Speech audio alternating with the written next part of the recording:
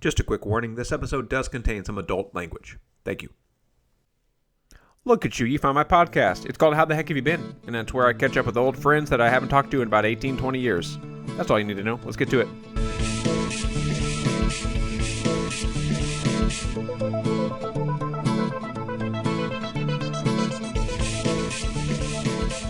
Alright, good news everybody. Today's guest is my very first one who was not in the LD Bell Blue Raider Band. He is Konrad Hartman. We went to junior high together, we went to high school together, and we even went to church together. Our hour conversation flew effortlessly by as we talked about his experience with fine spirits and bartending, improv and comedy, his deep history in the music industry and the several bands he's been in, and our mutual experiences working at the Olive Garden. Also, just a little note, at one point we both had some not completely nice things to say about a former boss, so I redacted their name just to give them a little anonymity. It was really great to catch up with Konrad, and I hope you have as much fun listening as I did talking with him. Hello? Hey! Hey! What's up, man? Hey, can you hear me? Yeah. Okay. That's good. Cool. I thought I would have my my mics and stuff, even though I wasn't sure there'd be a way to hook them up to the computer, but my podcast partner must have, hopefully he took all that stuff with him last time he was here, or someone very sneakily took it out of my house. It's the stealthiest cat burglar. They would, and I don't think a cat burglar would get by this guy. Oh, hey there, pup. That's a good-looking dog. What's his name? Eddie. Eddie. Yeah, that's how I'm talking about you. He's got a nice little eye patch there. Nice little, like... Hey, you know what's something really crazy? When we adopted him, we didn't see on his back. I don't know if you can see it, but yeah, he won't let you. He has a little spot that's the shape of the state of Texas on his back. Oh, nice. Yeah. Did you get him from Texas? Somewhere in Texas? Yeah, we got him at Fort Worth Humane Society. Nice. We picked ours up at, I guess, North Texas Humane Society or something. The one up Reef Snow. Anyway, I have to ask. I don't accept that place. They're oh, right. What? All right. It's the worst of the humane societies. Yeah. They're right. The least humane of the societies. I'm West Side Humane Society, bro. But I have to ask, how the heck have you been, man? I love... So that's the name of the podcast, but every time I ask it, they're like, well, it's been 18 and a half years, so it's kind of hard to... Yeah, so I guess we're just diving right in, huh? Well, first, no, hold on. First, so do you suggest I got TX blend? Mm-hmm. No, this isn't the blend. This is the bourbon. Yeah. I thought I had the blend. All right. Bourbon, Or have you heard of Stranahan's out of Denver? Mm-hmm. I sure have. I mean, it just depends on what kind of experience you're looking to have. Stranahan's is going to be, I mean, that's a malt whiskey, so it's going to be like breadier. The TX is a wheat mash bill bourbon. It's sweet. It's going to be heavier. I'm drinking a cask strength rye whiskey and an American pale ale as well for backup. Oh, nice. See, I can't. Fun fact. Go ahead. Oh, what's that? Go ahead. No, go ahead. Well, I was just going to say, fun fact. Especially years in the service industry, always wondered, what the beer and a shot thing was about. Why it just seems like a natural choice, and the effervescence in the beer helps the alcohol process faster, so you get drunk faster.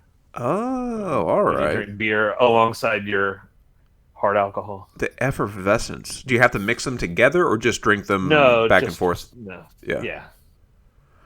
Man, so maybe we can start here because the older I get, the more I don't enjoy drinking as much just because, I don't know. Like, I wish the cost of drinking and the payoff and the buzz and all that was worth the benefit of it because it'll just sometimes ruin me for 24 hours after. I hear you. Look, I mean, this is this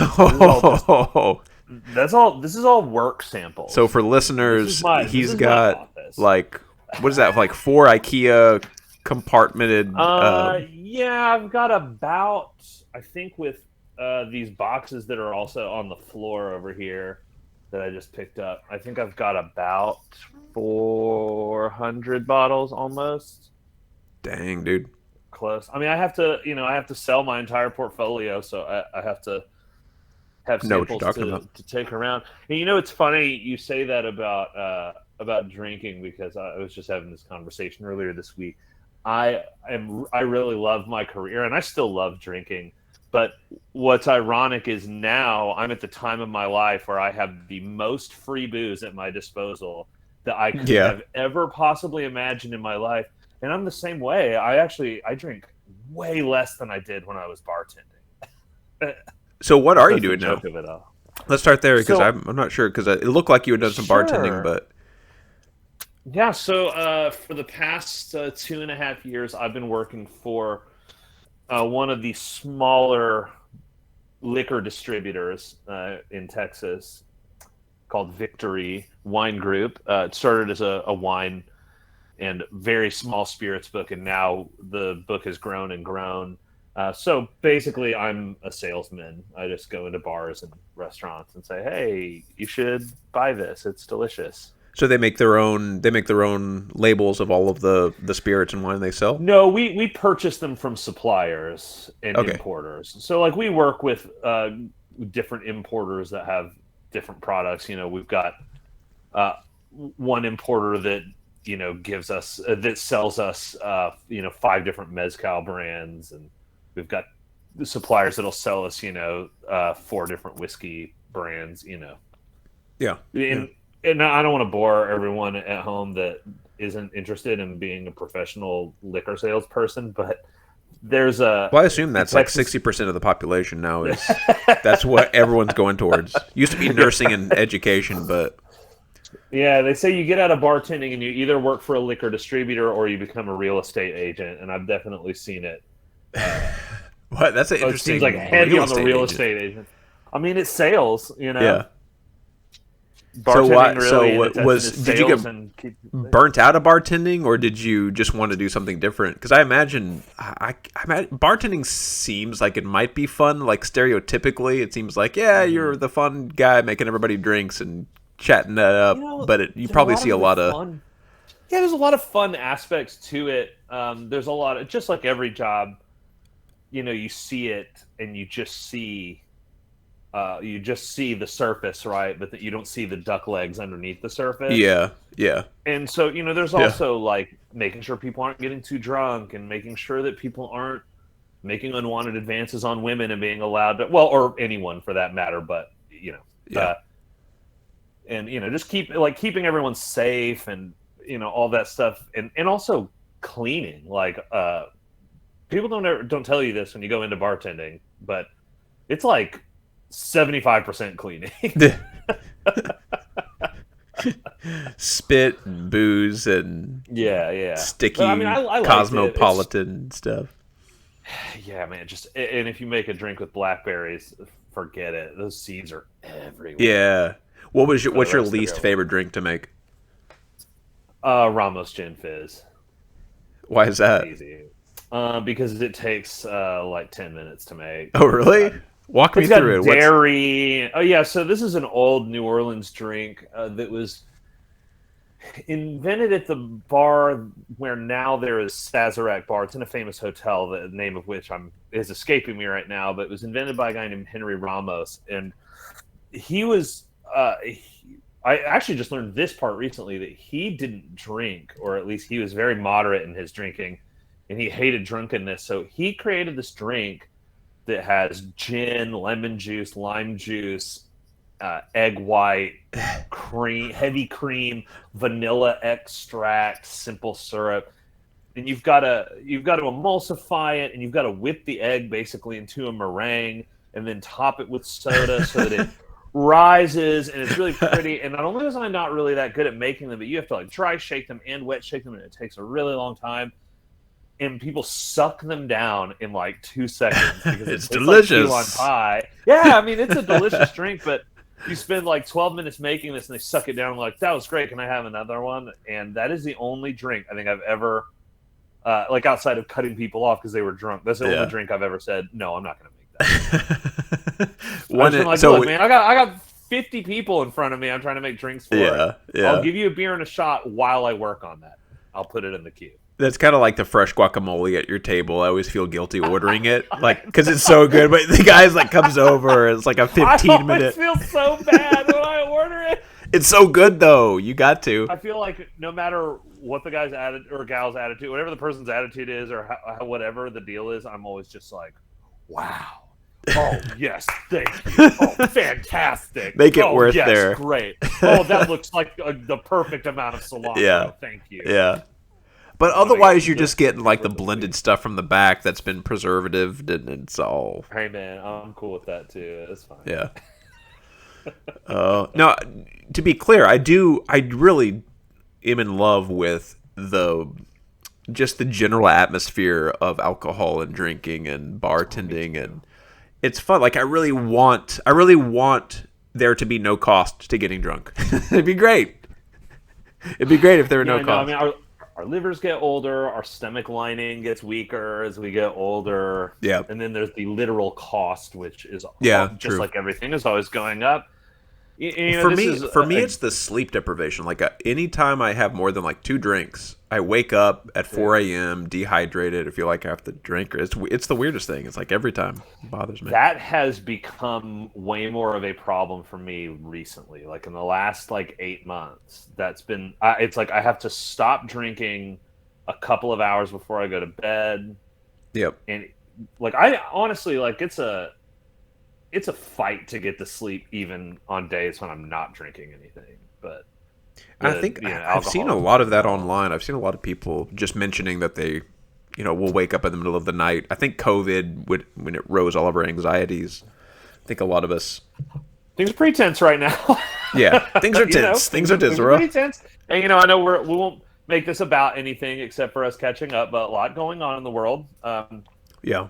And that's certainly not helping, but there's a couple of things happening there. One, alcohol literally, it wreaks havoc on your REM sleep. Like it prevents you from going into the deepest level of REM sleep. So that's first of all. Then second of all, you sometimes will get a sugar pop.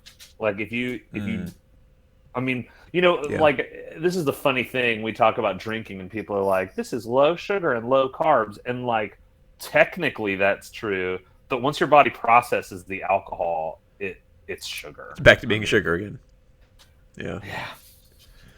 Now you mentioned wine. That's probably one of my favorite things to do. Fredericksburg, we're in Texas. Oh man, I love the hill country. We took a trip to Napa. Beautiful.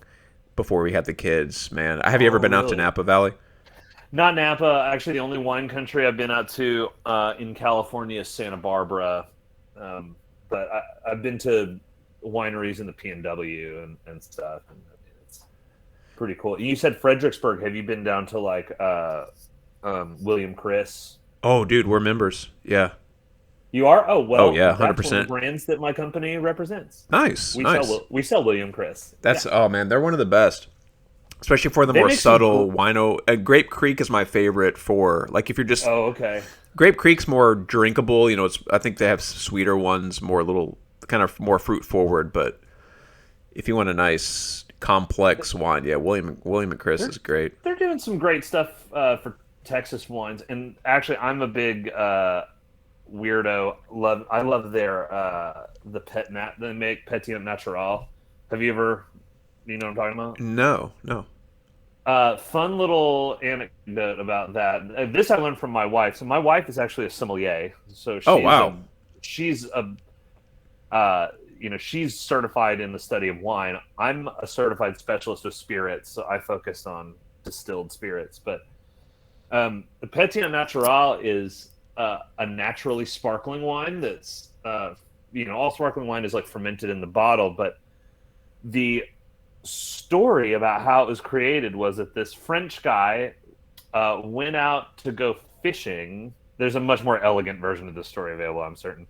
Went out to go fishing on the lake and brought his bottle of white wine with him and put it out there, and he was fishing, and then he left, and he accidentally left his bottle of wine. Well, everything froze over, so he had to wait until everything thawed to go get it, and when he went and got it, it was sparkling. It was bubbling because it had fermented inside of the bottle and created CO2. So their pet nat at William Chris is really fun, and it's very bright and fruity, and Now such. we had some. Is that like the blush that they, or is this something different? Because at one point It's they sent it's a some out. rosé. It's a Yeah, sparkling rosé. we may have Theirs had that is. then. I don't know if it's the same one. It was a couple years ago. We had it for like New Year's Eve because it was sparkling and Yeah, it had like a bottle cap yeah, on yeah, it yeah, instead of a cork. yeah. That's Okay, it. that's it. That's the I thought one. it had a different name though. Petit Natural is what it's Maybe not. called. I don't know. That's cool, man. Yeah, we love William and Chris. That was like we went there when they were still just the farmhouse, and it was like one room in there, and they were doing tastings out of that before they nice, expanded. yeah. And man, it looks beautiful. It now. is. We went last year to. They did a great job.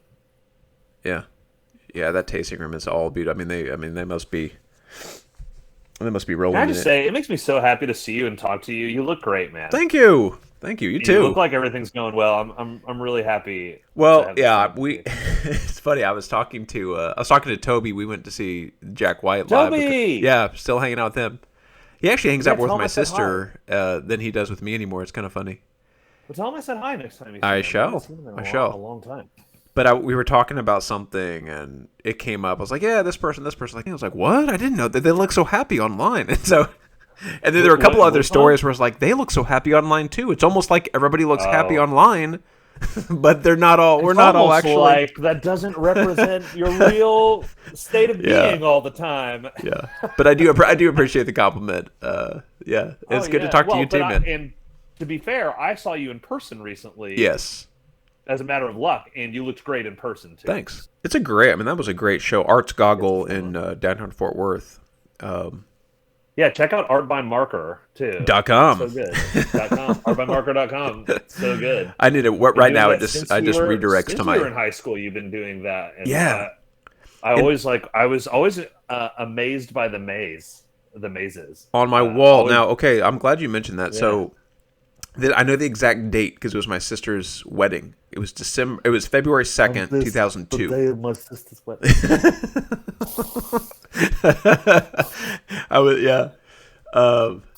For whatever reason, we were having like the after party or reception. It, went over to my dad's house, and I don't know why I just started drawing with Sharpies a maze on my wall. It was painted white. I guess we had just painted over it or something. I was like, I'll draw a maze. And so I started that day and finished it years later. But I worked everybody's name. I know there's a Matt in there.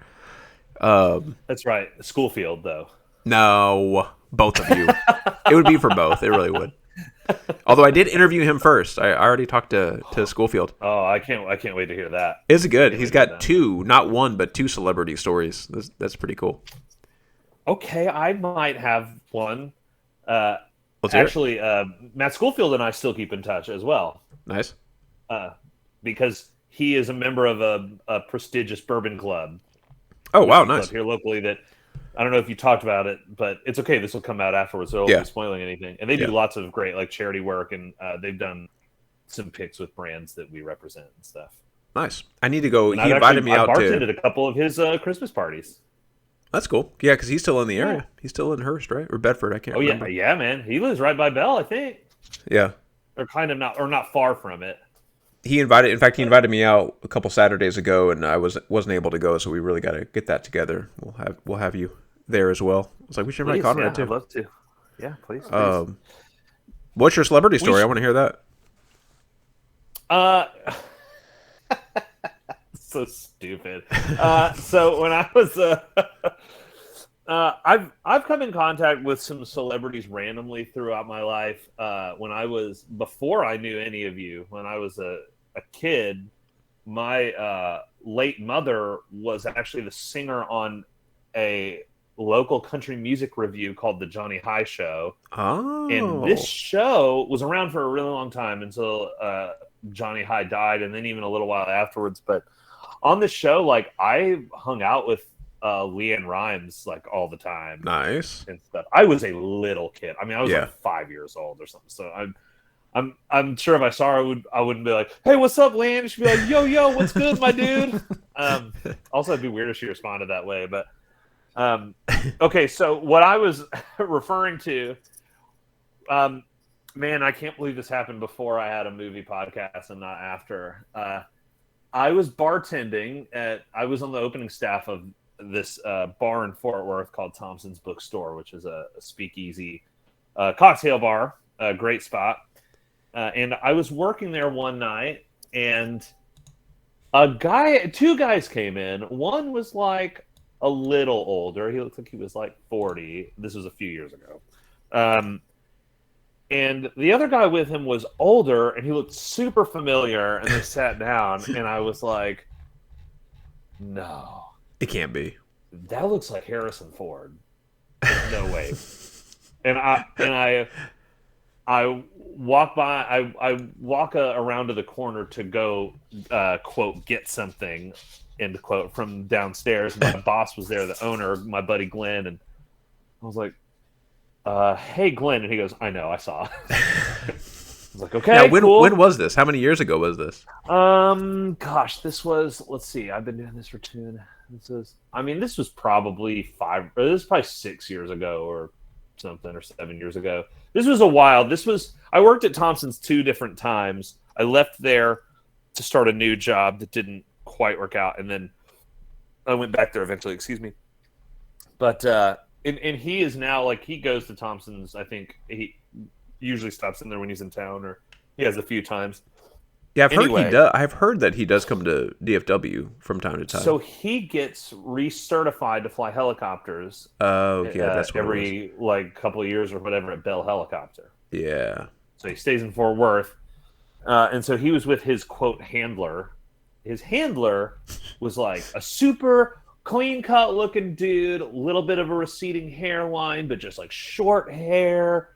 But there's a reason I'm telling you this. Yeah. His name was Spike. And I thought that was hilarious because he is the last person in that bar I would have said, that guy's probably named Spike. And Harrison Ford was super nice. He's very quiet. Yeah. I've served him 2 times. I served him that night and the next night. In that first night, we basically surmised, without bringing movies up to him or anything, the most we said was like, "Hey, Mr. Ford, huge fan, pleasure to meet you." Shook his hand. He wanted to talk about like aviation and shit. He didn't want to talk about being Han Solo, but He totally Han Solo one-linered me. So at this bar, there are 2 bars, right? There's the bookstore level, which is ground level, and then there's a downstairs speakeasy, which is called the pharmacy. The pharmacy wasn't open every night, and this night it was not open. It was like a Monday or Tuesday or something. And there were a couple of guests that wanted to see it, and on slow nights, someone wanted to see it. Like, cool, I'll take you down there and give you a little tour. So I was going to take some people down there, and I had told Mr. Ford previously, earlier in the night, I was like, "Man, I don't know how you do that, in helicopters. I have kind of a heights thing, I don't like heights." And so I approached him. I said, "Hey, Mr. Ford, just so you know, we're taking a couple of guests down to view the basement area. You're welcome to join us if you'd like a tour." And he was like, "Oh, no, sorry. I have kind of a depths thing." I was like, "Oh, shit. I just got Han Solo." There you go. That's pretty quick-witted, That's basically my celebrity story. That's nice. That's not bad. Right, I don't think I have any. He came back the next night. He was very nice. Well, but, it's different when you're putting yourself out into the public all the time, and I still only ever got that one. So can you imagine being that famous and then just having to always deal with people who know who you are all of the time? That'd be that'd be exhausting, wouldn't you think? My wife and I have talked about this before because I've been in a few bands in my life, and for a large part of my youth, the goal was to make it in music. Right. And now at 36 years old, looking at what that really looks like, making it, and maybe this is just a way to deal with my mediocrity, but thinking about what it's like to quote make it sounds like a fucking nightmare, dude. Yeah, no way.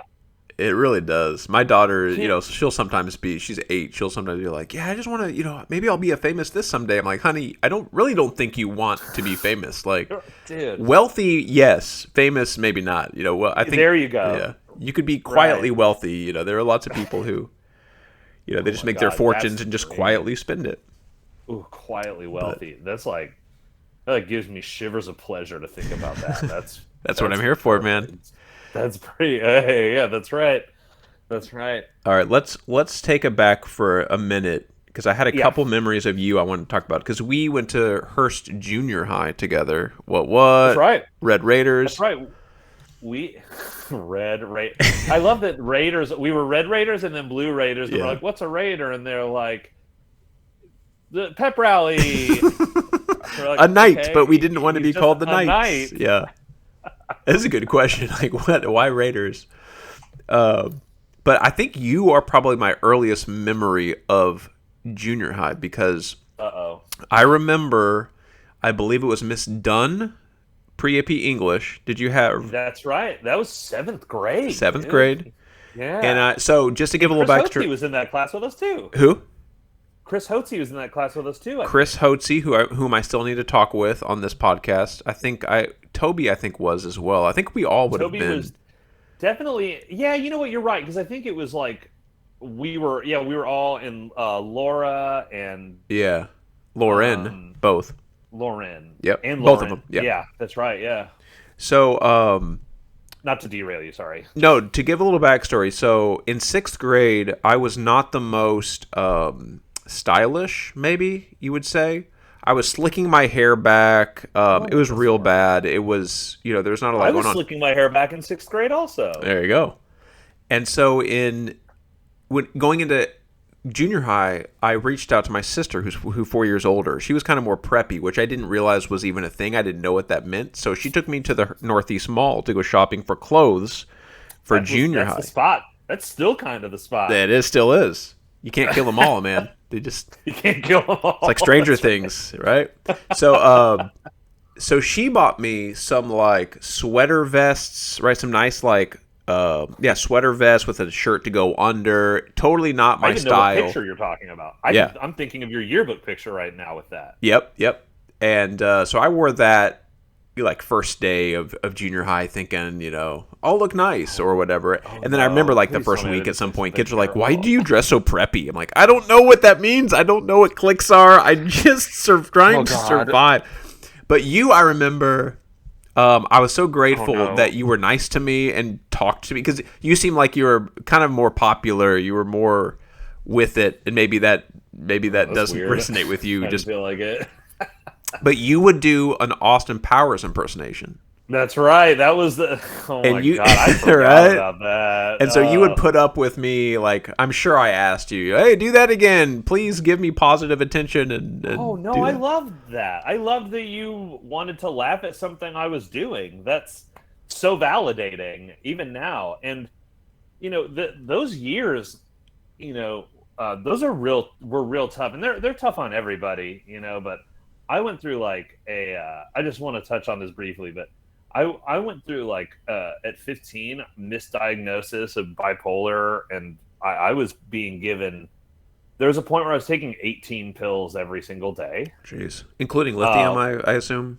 I took lithium for I took like everything, Yeah. probably that was available at the time, to the point where I ended up in the hospital and they did my blood work and they said that one of the medications in my system was at a toxic level. Jeez. So they were like surprised I didn't die. And so like I was so crazy, like, and this was after that, like, but it was already, that's such a tough time. But man, I thought you were such a good dude and you were so much fun. I honestly, that AP English crew was some of the like neatest people that I got to go to school with. Just I felt like it was really cool how that group of folks seemed so comfortable with who they were, and I was like not at all comfortable with who I was, even a little bit.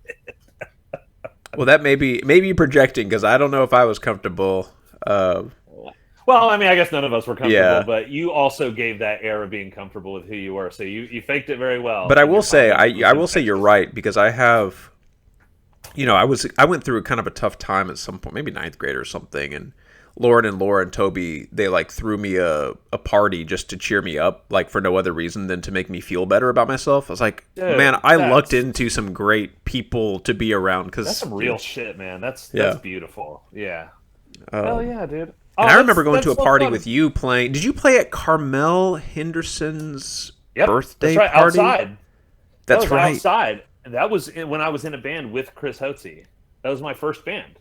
Nice. What was it called? What was the name? Pushing Pennies. Nice. Not bad. I'm Well, thinking. Actually, the reason we were called that was because when we started that band, this is 7th, 8th grade. There had just been a big thing that came out about the school we were about to feed into, LD Bell, which was that all the seniors, a bunch of seniors got in trouble for hazing the underclassmen and making them push pennies with their, like, that was a thing, pushing pennies, like you push them around the toilet with your nose. It was a real thing, and so we thought it was funny. So we were like, we're just gonna get ahead of this. Yeah. And we're just gonna call ourselves that, and then it'll be like tongue in cheek, and maybe they won't do it to us. That's great. Yeah, that was a fun party. In fact, that was like our thing, was like playing at parties, and it was so much fun, and I took it so seriously. And that party was like, we were pouring sweat. I do remember outside. it being warm out. Yeah. And that's one of my favorite memories of playing live, and it was so long ago, but what a great time. That's cool. And Carmel ended up singing at Lauren's wedding. I think it was a Nora Jones song, but I can't remember exactly what song. That was cool. Studied vocal things, right? Yeah, I'm not sure. I should have her on the podcast as well. Yeah, she's reached out to me a couple times. Messenger. She was always very sweet to me. She's a great gal. Great gal. Oh, great gal. So now it sounds like music. I didn't realize, or it never really occurred to me, I guess, how just immersed in the music industry. So your mom was a singer. Your dad made. My dad's. Yeah. Yeah, so we went to church together. Shout out to St. Andrew Lutheran in Hearst. Well, what? And your dad did a bunch of music, wrote some original songs that he performed at church and ran the music. And then your stepmom also sang. I think she still does, doesn't she? Is she still at church singing or no? She does. She still does music at church, I believe. I'm not a churchgoer anymore. We can, at some point, and that's part of this in between high school and now, and college and stuff. But my dad's still writing and still recording. They're no longer together, but they're still friends, and she still sings on some of his stuff. And that's cool. I'm going to see a live show with him this week. We're going to see a show downtown. I went to see Newsies with him a couple weeks ago. Is he living in the area still? Yeah. I mean, He lives like 15 minutes from my house. That's great. Okay, I will say, like, I still remember, and I'll still get stuck in my head some of the songs he wrote on that first album. Like, that was a great little melodic line he made. My dad's album? Yeah. Yeah, he's really great at melody, and that's one of the things that was always my thing. It's funny because as much as I really want to be into like hardcore and like thrash and stuff, I'm like, I just really want a melody in this. That's all I'm missing. I get the anger. I'm with the anger, but I need something I can hum to myself later. It can't be psychologically healthy to listen to all of that all of the time. It's got to be bad for you, right? There have been studies that show that listening to aggressive music can help calm you, but I think that, like most things, you think of it like food, right? Like broccoli is super good for you, but you probably shouldn't only eat broccoli. In moderation, yeah. You want to have a balanced thing. I mean, I still listen to Bad Religion and stuff, but I also listen to like Explosions in the Sky and Chopin, and you just want to have a textured existence on this planet. So, well, and because I'm a mid-30s white guy, I love Coldplay so much, man. I really hey, man, Coldplay is so great. I don't want to like Coldplay just because of who Coldplay is and what. It's just funny to me. And you know what? Can't get away from them. One of the things that we need to get out of our brains, and one of the things that I feel like we kind of accept as we get older. But I think that kids are getting better about it now. But like back when we were teenagers, it was like, oh, you listen to that, that's lame or whatever. Yeah, and now it's like, if someone's like, I like this, and I think it's garbage, I'm like, To Okay, each their cool. own. Well, that's fine. I'm glad that you're finding something that brings you joy. You know, Dave Grohl from Foo Fighters said once, "There's no such thing as a guilty pleasure. There should only be pleasures Nice. I like it. when it comes to, like, listening to music." Like, Yeah. dude, how fucking old are you that you're gonna like tease someone about, like, oh, you like that stupid brand of shirts, or like, oh, you look like, God, Yeah. how boring is your life? Yeah, That they got to that's what you attack people care for about, that. man. So I'm I was sorry, good. just real quick, Yeah, good. back to alcohol though. This relates to that too, because it's like when you first start bartending and getting into drinking, you get real judgy on what people are drinking, and Yeah. then you get more understanding in the culture, and then you just like go out and drink beers and shots of whiskey because you're like, you know, you kind of come full circle on it and realize that it's not really that important that someone doesn't like the exact same things as you. And there's also times when you don't need something that's like top shelf. You know, it's like just give me the McCormick's. Okay, well, let's not get crazy. All right, sorry. You're right. Never McCormick's. But it's like I refuse to feel guilty about like enjoying The Big Bang Theory, the TV show. Like, I know what it is. I know it's not actually that intelligent of a show. I know if you remove the laugh track, it's awkward. I still love it. It's like a donut breakfast. Like, I know I'm not getting much out of this, but I love that donut, man. I need a You hit. said exactly. You like took the thoughts right out of my brain. I was gonna say, man, whatever. Like, yeah, I'll stop and get a cheeseburger at McDonald's every once in a while. Yeah. Whatever. I don't do that though. McDonald's. See, I'm like, that's my McCormick right there. We never do McDonald's. You know what? I've probably eaten McDonald's twice in the last like year and a half. Yeah. Yeah, like it's almost never. And I'm not a huge burger fan if it's fast food. I don't think I've ever had a fast food burger. Is that odd? That's got to be Wait, weird, did right? you say you've never had a fast food burger, don't- or never had one that you like? You've never eaten a burger? I don't think I've ever eaten a burger that I got through a drive-through. It's always chicken sandwich, spicy chicken sandwich, chicken nuggets. Okay, I mean that's cool, and I'm not judging. I am a little bit taken And that aback, and I but don't it's eat ketchup on French fries surprising. either. I've never had ketchup on a French fry, and You know neither what? has my wife. Wait, hang on. You never had it, or you don't like it? I've never had it.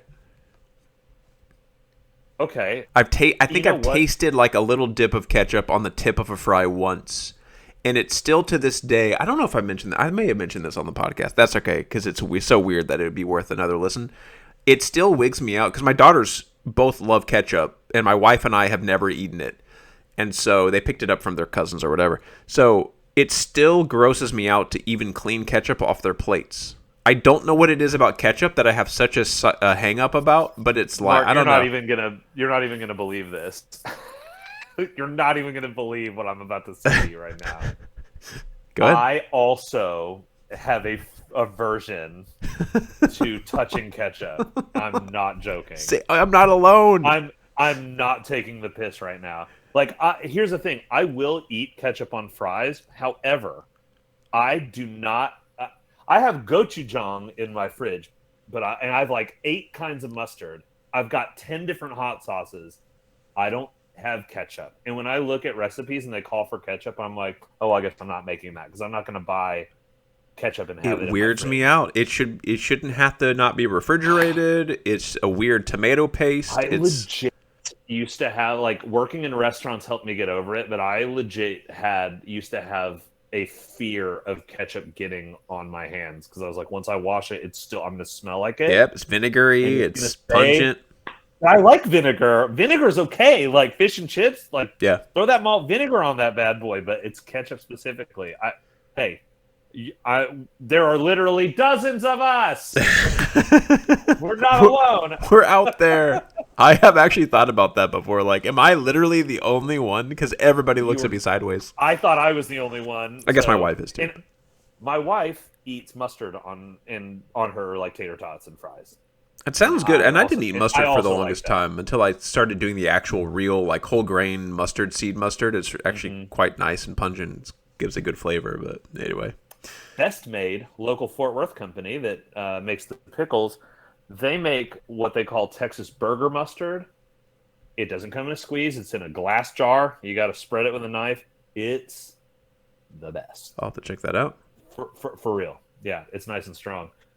And funny, I don't know when this segue is appropriate, but I lived in Chicago for a couple of years, and I don't know if you know this, but at Wrigley Field, where the Cubs play on the north side of Chicago, they do not have ketchup because you should not be eating ketchup on your hot dog. There you go. All right.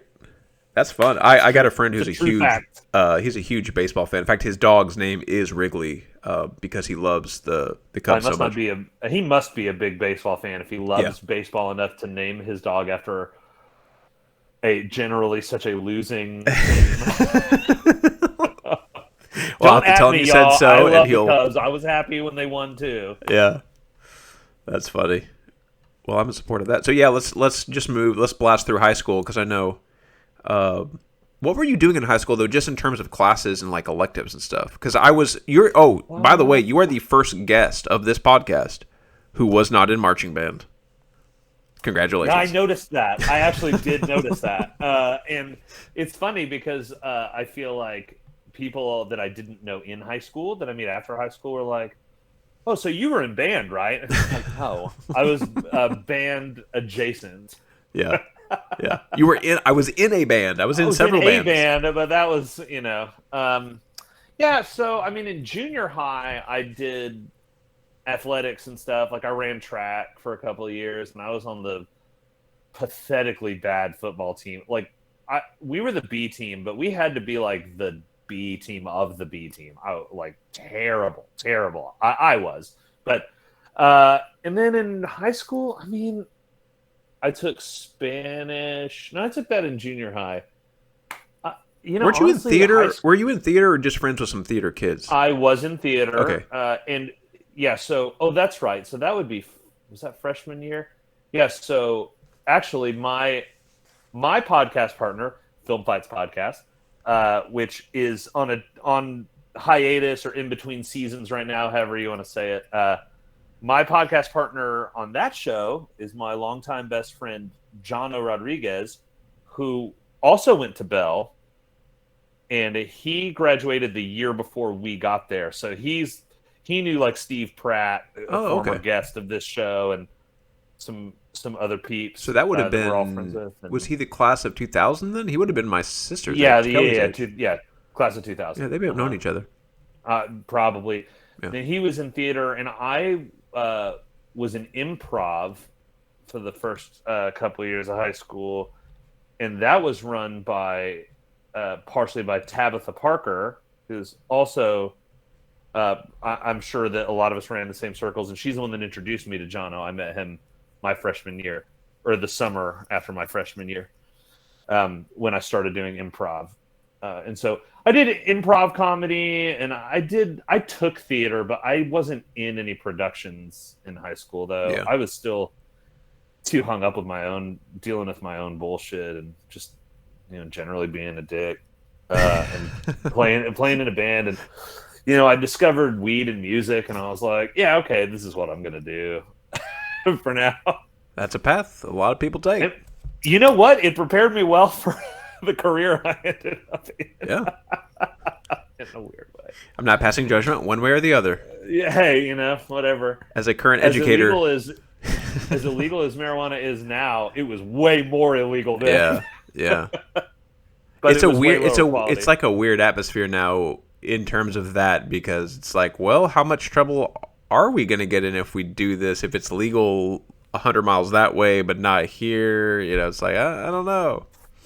Yeah, well, I mean, it was nothing crazy, but it was just a time of exploration. So that was like sophomore year, and then like halfway through my junior year, I decided that I completely flipped the script, and like I was still doing music and stuff, but I had some experiences that made me get really into church and become really religious. And I decided that that's what I wanted to do with my life. So what I did was like, I hadn't been getting great grades. I just didn't care. I mean, I cared, but not enough to do the work, I guess. And then believe it or not, like my senior year, I got straight A's. my Nice. senior year. You know, a lot of those classes were layups, but and No. then after that, I got accepted to TCU as a pre-seminary student. Oh, wow. Yeah, my I did not plan was realize to that. become. Yeah. That's the only way I could afford tuition. They give half price tuition to bright divinity students who are pre-seminary. And I got to tell you, man, like taking some of those classes and talking to some of those professors about the history of religion is very eye-opening. And if you know, you're a smart guy, and you know, a lot of folks I know are super smart who have learned these things about the history of religion and come out the other side, and it's made them stronger in their faith, and that's rad. Like, you know, whatever works to get you through this life, no judgment whatsoever. But for me, it made me realize that that was an organization I didn't want to be part of professionally.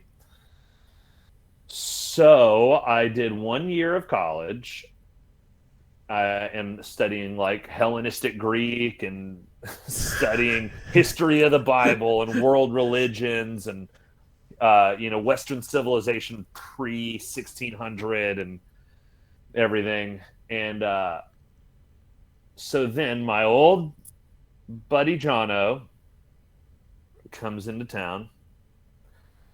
He is visiting from Chicago, where he and Tabitha and a couple of other friends. Oh, Mike Rake, you might know. You might know his younger brother, Chris Rake, who was younger than us. Yeah. But I played in a band with him. Okay. As well in high school. So they moved to Chicago to do comedy stuff. And Jono came back to visit, and he was like, "Hey, man, you know, one of our roommates moved out. I don't know what you're doing with your life." He didn't say it like that, but it's like, you know, I don't know what you're doing, but if you want to come and like kick it with us in Chi-Town and see what's up, let's do it. And I wasn't in a band. I didn't have a girlfriend at the time. Nothing holding me back. So I threw all my stuff in a Penske truck and drove up to Chicago. Nice. Never been there for 1 minute. And moved up there December 2nd. I recommend you spend a few days in the winter in Chicago. Before you move there. Pretty intense.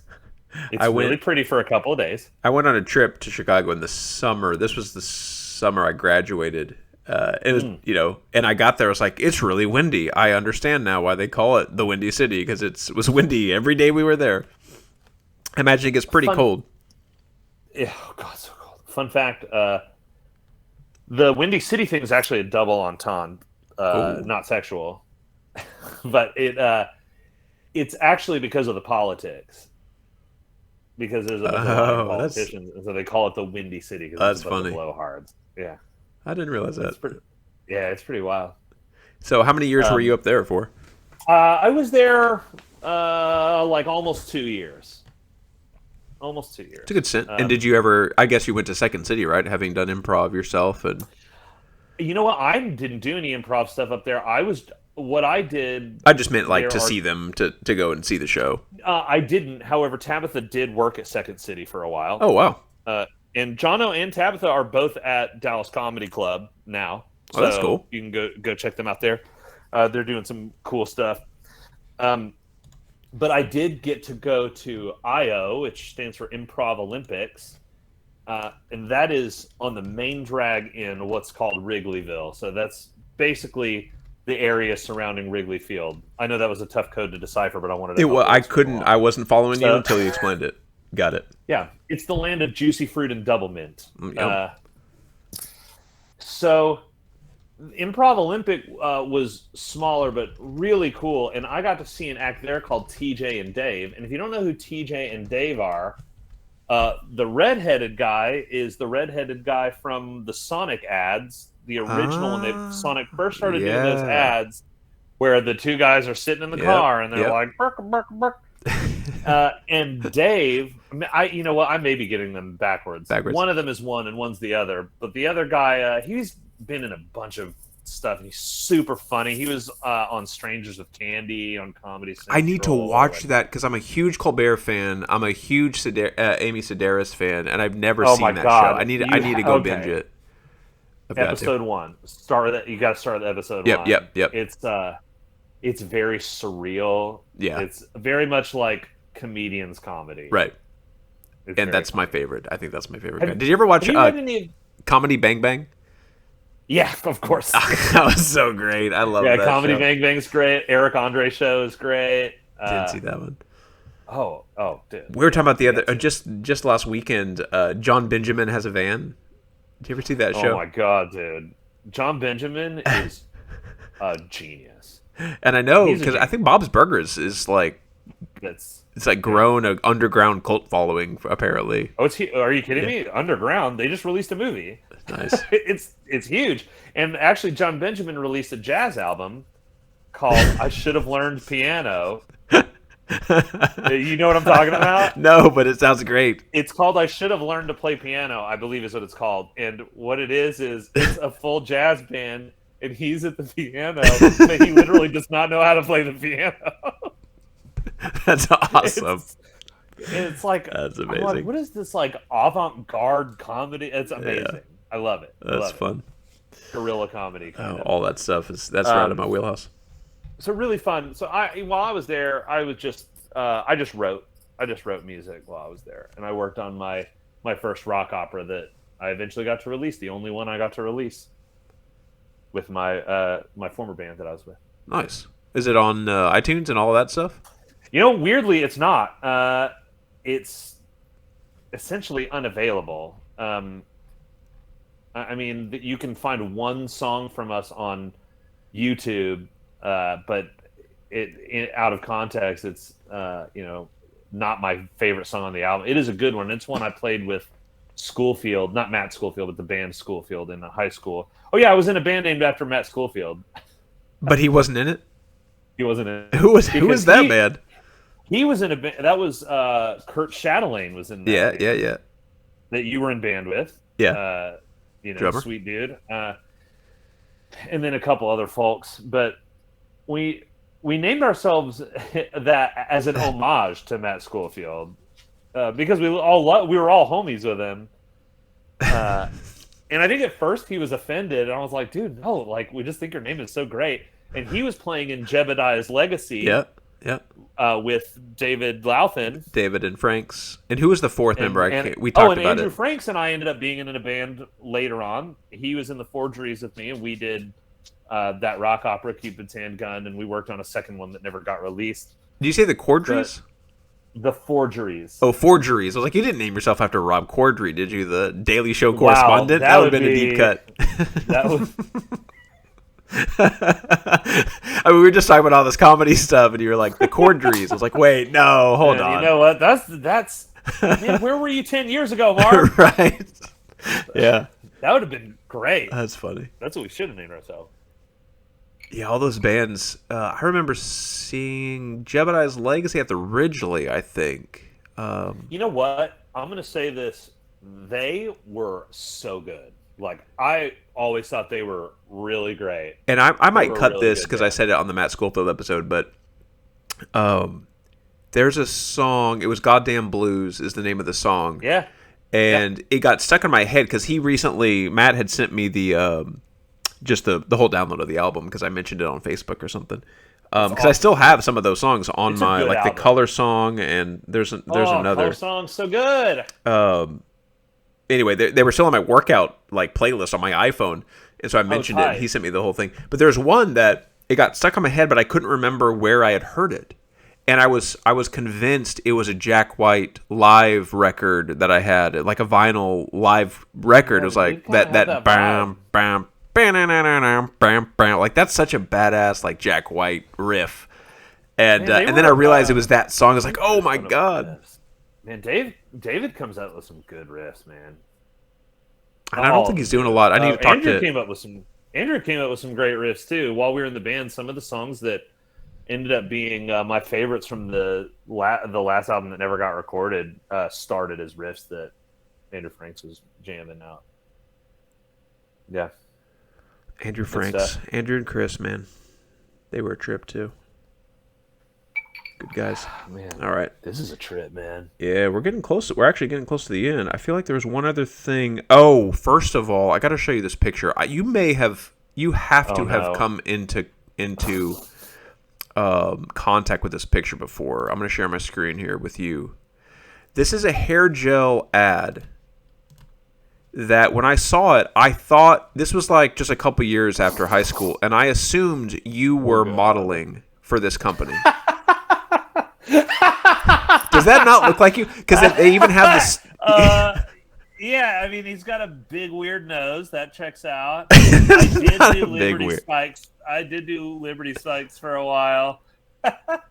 I mean, I saw that That's and I thought, hilarious. holy crap, that's Matt Hartman at the time. Oh yeah, and we can address that real quick if you want. That's a quick little anecdote. Yeah.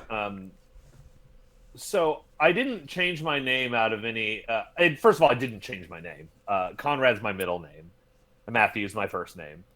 The reason that it changed is actually really stupid. I had just moved back from Chicago, and I had my first waiting tables job. While I was in Chicago, I was hanging out at bars while I was underage, and then while I was not underage, and it was just like, I was like, man, I want to be that person behind the bar. That seems like the coolest, right? And they're always the coolest person in the room, and Yep. everyone wants to talk to them, and everyone has to be their friend.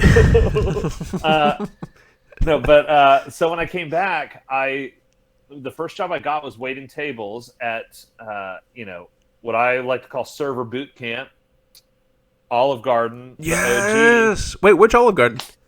The one North Richmond Hills, right by what used to be the North Hills Mall. Are you serious? I worked at that one too for one summer. You did? It's where I met my wife. Yeah. Seriously? Yeah. You The one worked by for the Northeast James Mall Dino? on Bedford Euless and over by there was a Yeah, you worked for name redacted. Well, Oh man, he was big intense eyes, talk like this. he was the worst. Did you Okay, like him well, at we all? have to- Fuck no. All right. I gotta tell this story real quick. Then, if you remember, Name redacted. you'll think this is so funny. I don't care if you keep this or cut this, but Yeah. do you remember Brian Cuppett that we went to high school with? No. Okay, well, he was a homie. He worked there with us for a while at OG. I worked there for a year, and it was Christmas Eve, and it was during the day shift.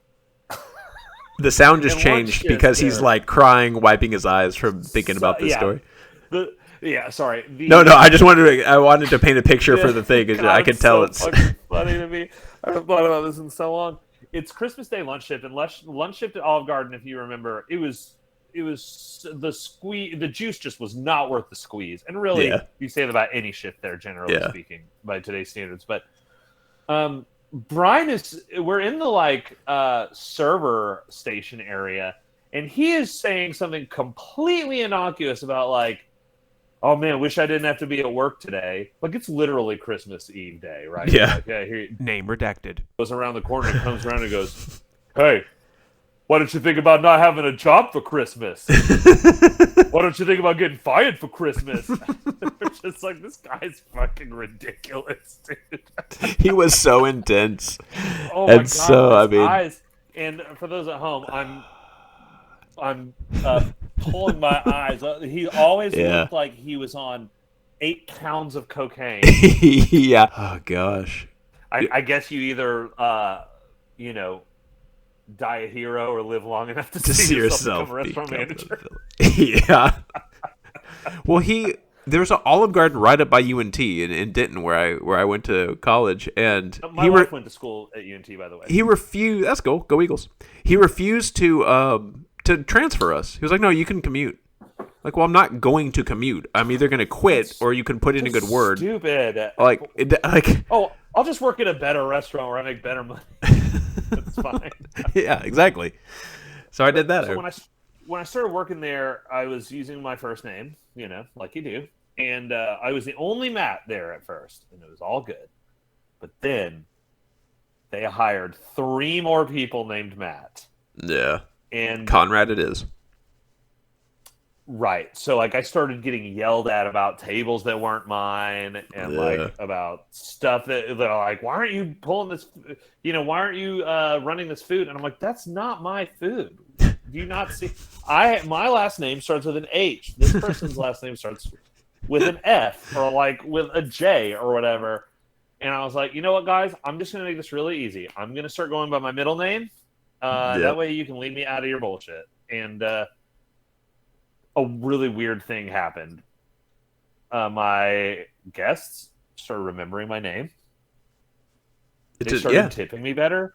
It was almost like it was because it's Konrad with a K, so it's almost like it was humanizing, I think, to some level to have someone with like a slightly more unique name. Yeah, that's funny. And so it just kind of happened. I started going by it. I mean, when I introduced myself to my wife, I was going by my middle name, so it's just stuck like that.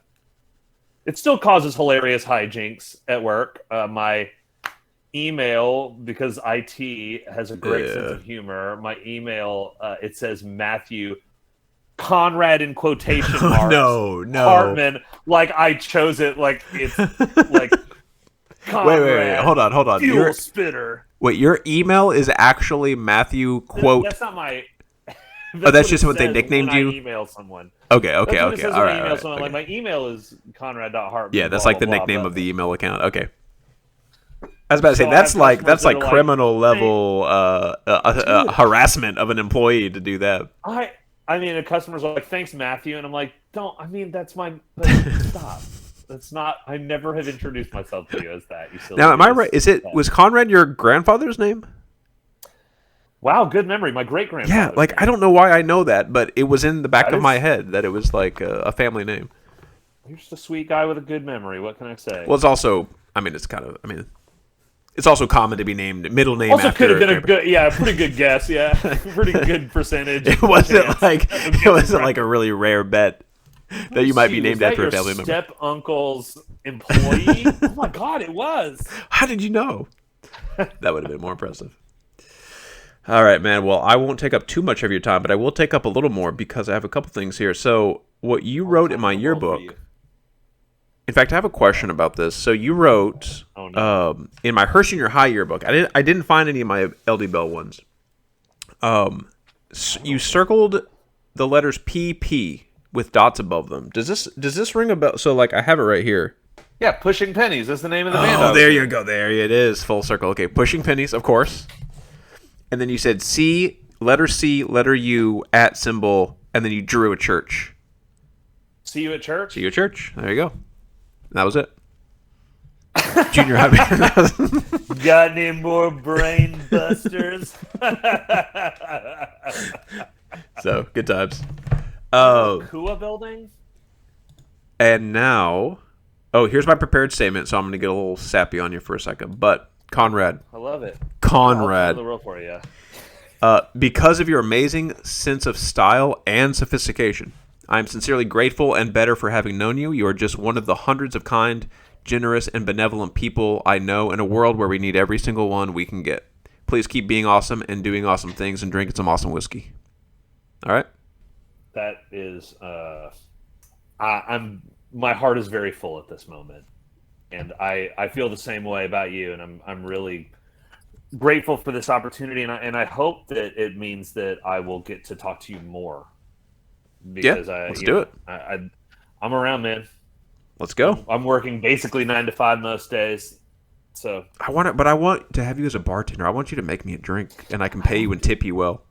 You can just come over and not pay me, and I'll make you drinks. Are you in Fort Worth now? I enjoy doing it because I don't have to do it. Yeah, there you go. I'm in Fort Worth. Okay. Yeah.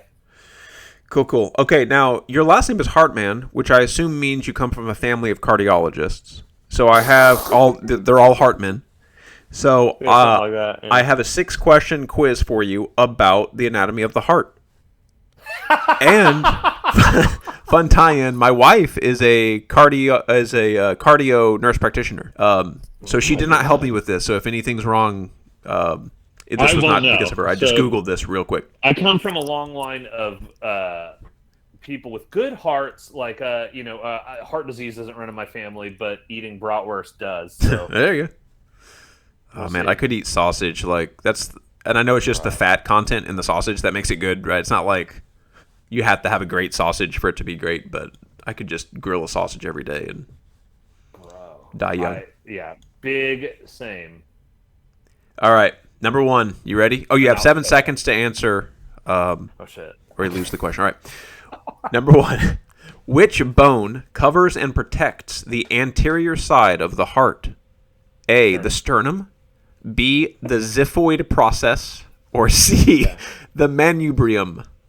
The manubrium. Sternum. Correct. Sternum is correct. Ding, ding, ding. Yay! I was like, that might be a throwaway because it's the easiest one. He knows it's the only one I'll know. I really need to get an audio, like a correct answer audio ding, but I don't have the budget for that. All right, number 2. Name the compartment or space between the lungs that contains the heart. Is it the A, diaphragm, B, mediastinum, or C, pericardium? C. Pericardium. Incorrect. I thought pericardium because it had cardium. It's B. It's the mediastinum. It's the meaty one. The media, media. I think middle. Maybe that should have clued me off. Yeah, I nailed it. I said it's the meaty one. There you go. 3. Approximately how much of the heart lies to the left of the body? A, 2/3, B, 1/2, or C, 1/5? A, 2/3. Correct. In my mind, it's like all the way past the line of symmetry. Like in my mind, it's I think of it being like here. You put your hand over your heart on the left side. Coming out of my armpit. Your armpit. Yeah. But my wife's always like, no, it's not that far over to the left. It's just slightly over. Like right here. In fact, 2/3 over. Yeah. That's right. Oh, okay. So right here. I like that shirt too, by the way. All right, the bottom. This is actually not a brand I represent. That's why we only push out the audio here. Yeah. Number 4, the bottom portion of the heart is anchored to which organ? A, the lungs, B, the stomach, or C, the diaphragm? Oh, C, diaphragm. Correct. Not bad. Ding, ding, ding. 5, what is the name applied to the broad superior end of the heart that attaches to the major blood vessels? Is it the A, base, B, apex, or C, auricle? Auricle. Can I get the which part of the heart? What is the name applied to the broad superior end of the heart that attaches to the major blood vessels? So this would be right here, the top part. The vessels are coming in, I think. Veins are coming in. What are my answers again? A, the base, B, the apex, or C, the auricle or auricle? B, apex. I'll go with apex. Nah, that's the base. Oh, damn! Yeah. I was with you, though. To Unleash the Archers album called Apex, so I thought that would give me a laugh. Oh, there you go. Well, wink, wink. Let's ask the next question. What is the name applied to the narrow inferior end of the heart that protrudes into the left lung? Is it the mediastinum, the apex, or the base? Ooh, you know what? Base was right last time. I should go with that. No, apex. Correct. Good job. So much of high school was just figuring out how to take a test. Fun fact, when I was in high school, when we were in high school as well, after all the sports I did, I never hurt myself, but I was playing in Pushing Pennies with Chris, and I was in his garage, and I stepped on a backpack and slipped on it and fell on my knee, and I tore my meniscus. Oh. And I had to have knee surgery, and they gave me pain medication. So I was sitting in biology, drooling on myself, passed out on pain medication in a wheelchair at the front of the class. And then they called on you like, Matt, what's the name of the knee cartilage that... You're like, I know it. It's.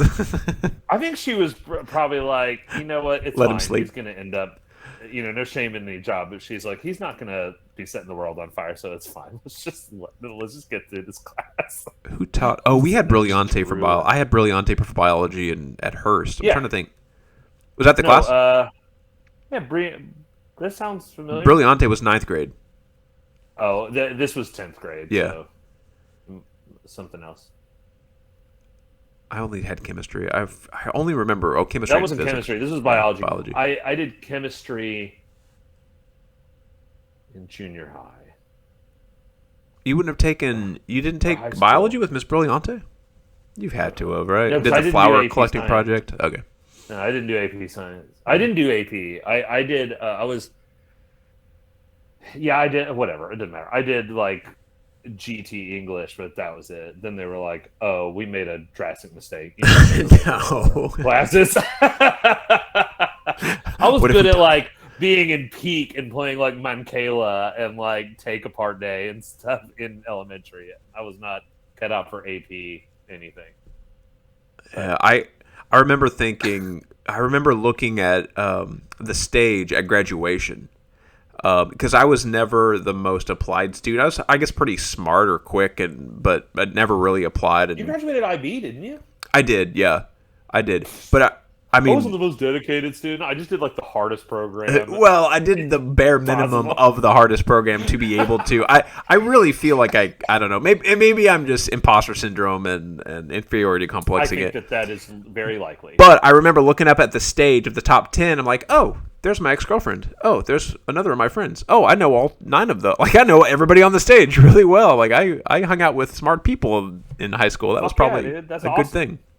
I feel like I was also really privileged to have friendships with a lot of smart people, and I was not the easiest person to get along with in school. We're all going through our own stuff, and I went through a whole lot of stuff. But it makes me really proud and happy to see, you and a lot of these other folks that we knew in school doing so well and navigating this increasingly complicated life that we have with such grace. And it's truly not trying to be gushy, but it really gives me hope. Yeah, and that's kind of my goal for this podcast too. Is just like, let's reach out, and I want to learn from Konrad a little bit what the heck he has figured out to maybe help us along, and what all these other people. Yeah, like, I mean, it comes in glass bottles. It's liquid luck. But for what it's worth, I have no bad memories of you in high school ever treating me poorly or saying that a means bad a lot, thing. So. And I know that there are probably folks who do, and I just hope everyone's as happy as they can possibly be right now, with everything. I mean, we all go through difficult stuff as teens and as adults. It's not like it gets easier, but I feel like the more we experience, the greater understanding of the world we have, and hopefully the more textured and deep our human experience becomes. And Amen, brother. I'll drink to that. What? I'll drink to that. I heard something. I just want to, I know we're wrapping up, but something that I think is applicable to this. I saw someone say recently, if you're looking back at your life and cringing at things that you've done, that's a good thing, because that means that you've grown. Yeah. Yeah. And so we're out here just like good. laughing at our stupid young selves together. Yep. Basking in the relief that is being adults and not ever having to do that shit ever again. Yep, and having figured out at least that much, yeah. At least what was cringeworthy about our man, if nothing else, selves. At least we've got that. Thank you for having me on, Mark. I really appreciate it. Well, I appreciate you for coming on, and we'll catch up. You, me, and Matt will have to go out and catch up some more. And we'll have to, when we kick back Film Fights again, we'll have to have you on as a guest. Since amen. You're very knowledgeable about movies, and well, maybe we can do a little movie podcast. We can do like a crossover with both of our, because my brother-in-law really mans the helm of the Good Bad podcast, so it'd be kind of fun to do a crossover. Which is great. I highly recommend you all check it out. And Film Fights is good too. I listened to. I can't remember. I need to go back and binge some of these. I listened to a couple when I realized you had it. Them this year, to kick off this last season, we did Scream versus Candyman, and that is one of my favorite episodes that we've done, period. That sounds fun. I need to watch those 2 movies again. It's been forever. I don't. Oh, it was about the reboots or the requels. Oh, yeah. Because between last year and this year, they both came out with requels. And we And do that is a term that was coined in the new Scream movie. requel. Yeah. I haven't seen the new one. So we every October. You saw the first one, right? Yeah. Then you've seen the new one, yeah. There you go. Did it have? Well, anyway, we shouldn't get into the weeds on that. But For another podcast. yeah, exactly. Yeah, for the movie podcast. So, but every October we do 31 days of horror, and we review a movie every day and post the reviews. Oh my God, really? Yeah, we'll be getting into doing that again. We split them up, so it's like, I take 7, and there's a couple other people that do it. So we divide them up and write some reviews and do. You did one I listened to that we also did that I really liked your episode on. I think you talked about... Oh, that's right. You talked about Ichi the Killer. And we did an episode about Ichi the Killer as well. What genre right? was that? Or was that? it Old Boy? I think we did both. So what we do is we take a genre... We did Ichi versus Old Boy. Yeah. I can't remember exactly, because that was Charles's picks. I think that one was... That might have been the gross out killing. We just recorded one. We haven't posted it yet, but it was a live episode of gross out comedies. Have you heard of Pink Flamingos by John Waters? Of course, yeah, John Waters, yeah. Oh my God, so gross, dude. I couldn't get through it. I respect John Waters, and I want to hang out with him and drink with him. Yeah, Hairspray is great. Yeah, but yeah, man. I don't ever need to see Pink Flamingos again. No, it was bad. It's so gross. But he did one. Divine is really funny. I like Divine. She's really great, but it's still disgusting. Well, yeah. Anyway, yeah. Yeah, too much poo-poo. All right, yeah. Check out Film Fights and check out Good Bad Podcast. We'll put links in the show notes for all these, and I'll link to the you said Dallas Music or the Dallas Comedy Club. Dallas Comedy Club. Yeah. So Jono has a show there called Stew, and he's doing a bunch of other great shows there. Stew's in. And I'm not in any of these shows, but Stu is experimental improv, really cool. They're working on getting that regular. He's doing a bunch of stuff. Tabitha's doing some teaching and some other stuff up there. Nice, really cool. I'll check it out. All right, man. Yeah, thanks again for coming on. This was great. This was good. This was effortless. Pleasure's all mine, man. Yeah, I feel like we could talk for another hour. But yep. Yeah, well, say hi if you see Becca at all nowadays. Say hi to her for me. Say hi to your dad. I sure will. Absolutely. All right. Expect a message from me. We'll get together soon. All right. Same. Sounds good. Bye, man. All right, that was the show. Thanks for listening, everyone. Today's episode was recorded by Mark Dye. Our editor is Mark Dye, and he is also the executive producer. The intro and outro music was composed by Mark Dye in high school. It's really just me doing this. To support the How the Heck Have You Been podcast, visit artbymarker.com and buy some cool art. Thanks, y'all.